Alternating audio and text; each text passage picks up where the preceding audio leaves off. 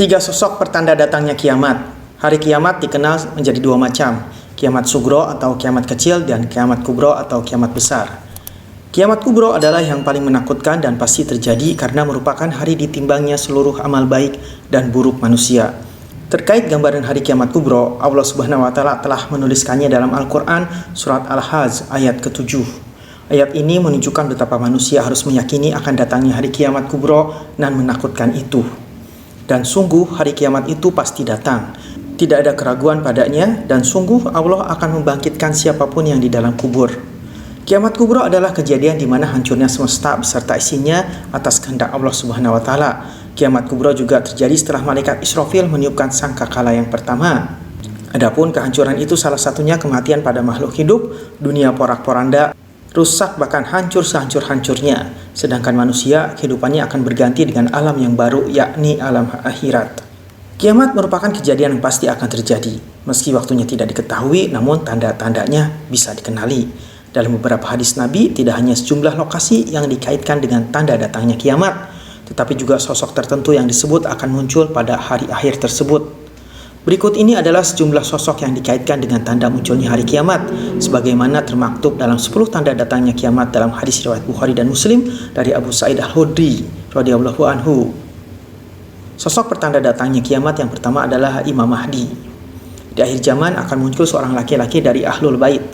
Allah memberi kekuatan kepada agama Islam kepadanya. Dia memerintah selama 7 tahun, memenuhi dunia dengan keadilan setelah atau sebelumnya dipenuhi kezaliman. Umat di zamannya akan diberikan kenikmatan yang belum pernah diberikan kepada selainnya.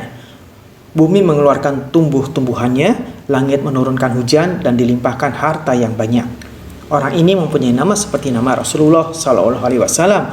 Demikian pula nama ayahnya seperti nama ayah Rasulullah SAW. Jadi namanya adalah Muhammad atau Ahmad bin Abdullah.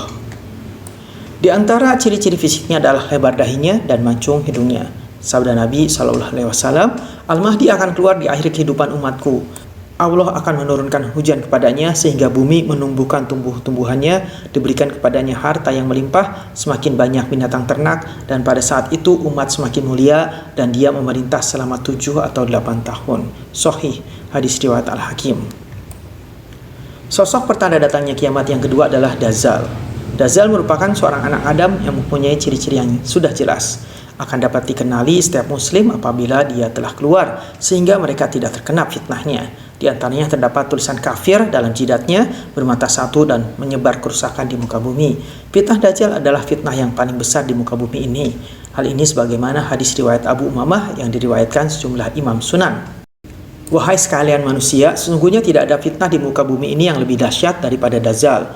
Dan Allah Subhanahu wa taala tidak mengutus seorang rasul atau nabi pun kecuali ia memperingatkan umatnya terhadap kemunculan Dajjal. Aku adalah nabi terakhir dan kamu sekalian adalah umat terakhir pula. Dajjal pasti keluar dari tengah-tengah kalian. Jika ia keluar sedangkan aku ada di antara kalian, maka aku akan mengalahkannya dengan huzah dan kemampuanku. Jika ia keluar setelah aku tiada, maka setiap orang akan menjadi penolong dirinya sendiri untuk mengalahkan musuhnya. Allah adalah penggantiku bagi setiap muslim. Hadis riwayat Ibnu Majah, Ibnu Huzaimah, dan Al-Hakim dari Abu Umamah. Dan sosok pertanda datangnya kiamat yang ketiga adalah Nabi Isa. Setelah keluarnya Dajjal dan terjadinya kerusakan di muka bumi, maka Allah Subhanahu wa taala mengutus Nabi Isa untuk turun ke bumi. Hal ini sebagaimana ditegaskan dalam sejumlah ayat Al-Qur'an dan hadis Rasulullah. Allah Subhanahu wa taala berfirman, "Ingatlah ketika Allah berfirman, wahai Isa, aku mewafatkanmu dan mengangkatmu kepadaku serta menyucikanmu dari orang-orang yang kafir dan menjadikan orang-orang yang mengikutimu di atas orang-orang yang kafir hingga hari kiamat. Kemudian kepadaku engkau kembali, lalu aku beri keputusan tentang apa yang kamu perselisihkan." Quran surat Ali Imran ayat 55. Nabi Isa disebutkan akan turun di Menara Putih yang terletak di sebelah timur kota Damaskus di Syam atau Suriah. Beliau menggunakan 2 pakaian yang dicelup sambil meletakkan kedua tangannya pada sayap 2 malaikat. Apabila beliau menundukkan kepala, maka seolah-olah meneteskan air. Apabila beliau mengangkat kepala, maka seolah-olah berjatuhanlah tetesan-tetesan itu bagai manik-manik mutiara.